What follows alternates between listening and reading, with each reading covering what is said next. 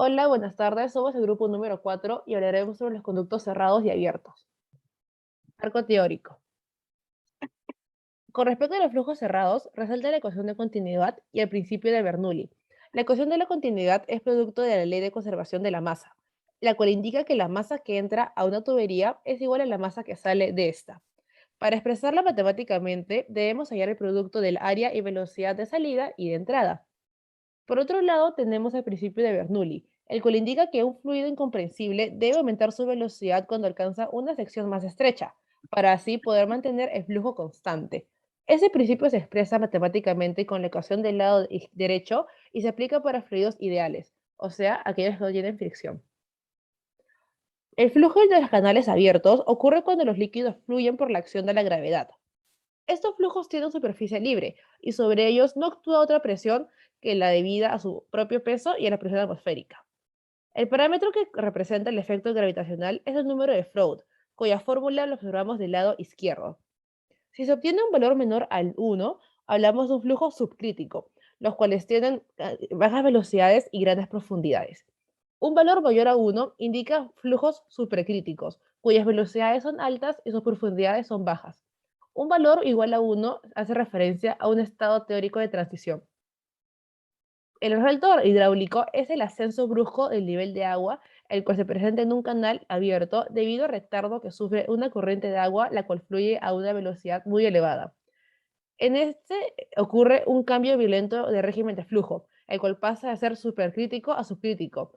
Esto involucra una gran pérdida de energía.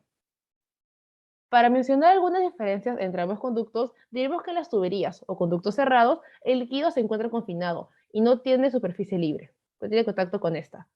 Esas tuberías tienen formas circulares comúnmente, lo que hace que la condición física sea más estable y a su vez que la rugosidad contra el contorno sea menor, a diferencia de los conductos abiertos o los canales, en donde el líquido sí tiene contacto con la superficie libre. Estos canales no tienen una forma común, puesto que a veces son un poco irregulares, lo que genera que la condición física sea variable y asimismo hay una mayor rugosidad con el contorno. Bueno, para los ejemplos en el caso de Perú, canal abierto, que es irrigación Víctor Raya de la Torre, y conducto cerrado, gas natural Lima Callao. En el primer caso es para la creación de un río tecnificado para la zona de Huaura, por un río de 882 hectáreas. En el caso del otro es construcción de ductos cerrados para el transporte de gas natural, todo lo que es Lima y Callao. Siguiente.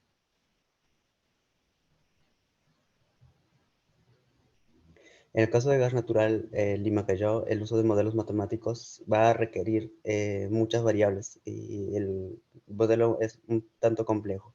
Algunas variables a manejar son los cambios de temperatura, los flujos de masa distribuidos en todo el sistema y las caídas de presiones. Para hacer un mejor desarrollo del modelo matemático usaremos los métodos numéricos para su resolución, y con esta información se puede utilizar durante el diseño del gasoducto, definición de manuales de operación y capacitación de los operadores del sistema, bajo condiciones de isotérmicas, las ecuaciones de conservación de masa y conservación de cantidad de movimiento y la ecuación de estado de gas natural. Las ecuaciones a usar son ecuaciones de Navier-Stokes, que son para derivadas, para integrales parciales, específicamente para fluidos. Métodos numéricos sería métodos de Newton-Raphson para hallar máximas y mínimas de una función, conservación de la energía y ecuación del estado de gas natural. Siguiente. En el caso de Víctor Raúl Aya de la Torre, se va a usar un modelo matemático estocástico hidrológico que resulta especialmente aplicable cuando se dispone de una serie histórica de caudales de una longitud y calidad adecuada. En este caso se cuenta con información de la estación Huaura, Sayán, de 86 años, y típicamente es mucho mayor que la longitud de información de la precipitación pluvial de la cuenca, que es de 32 años.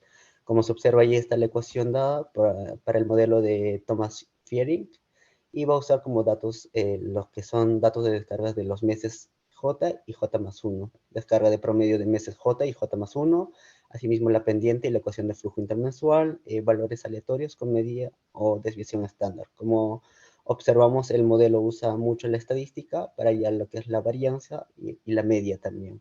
Bajo la programación nos arroja una gráfica que está basado en lo que es el caudal y los meses que vamos a hacer la modelación del proyecto. Siguiente.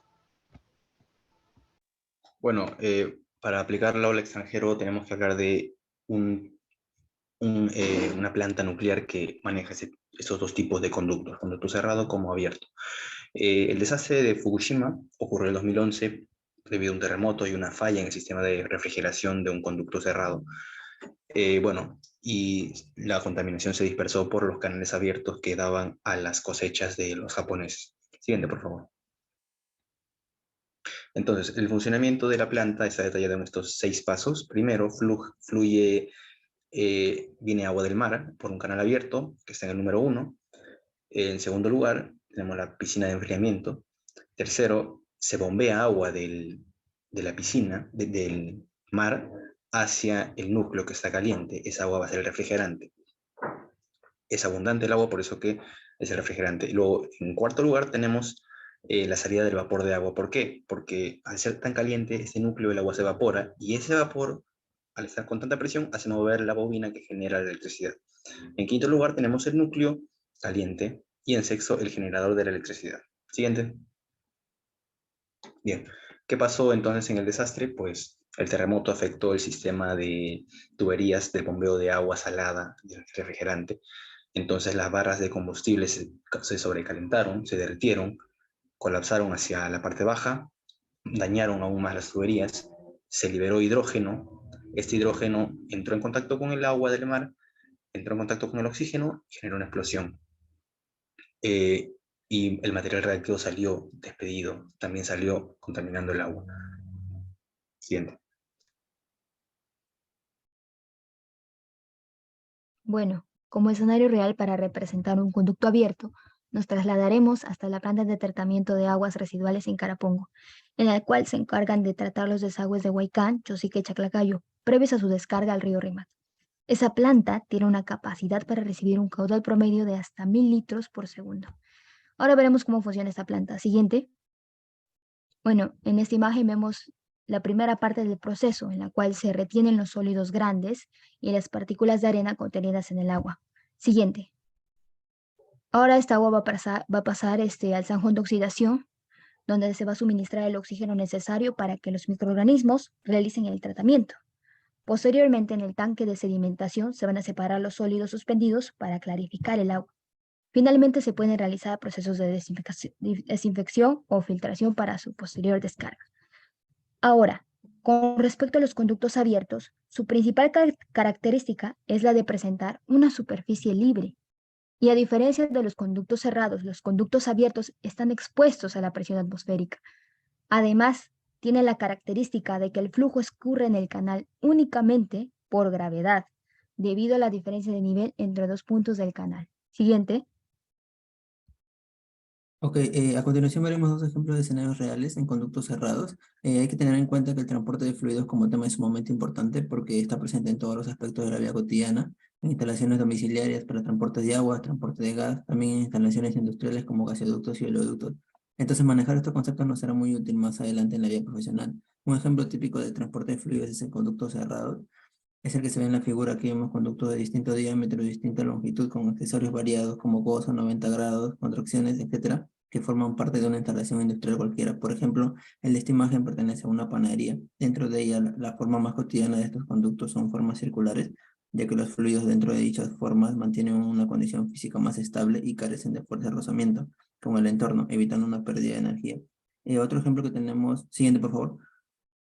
Otro ejemplo que tenemos para mostrar sobre el transporte de flujo en conductos cerrados es el que se ve en imagen donde se tiene un sistema de bombas para transporte de agua. Es parecida a la figura anterior, solo que ahora se tiene sistemas de propulsión de agua, sistemas de control de flujo con las válvulas y también accesorios como codos y contracciones. Siguiente, por favor. En cuanto al impacto ambiental, podemos tomar el caso del canal de Magdalena y el canal de Isabel II como conductos abiertos en donde hay afectación en las áreas de conservación, hay degradado de fondo marino, talas, retirada de tierra vegetal, excavación, acumulación de material y compactación que afecta al ambiente natural.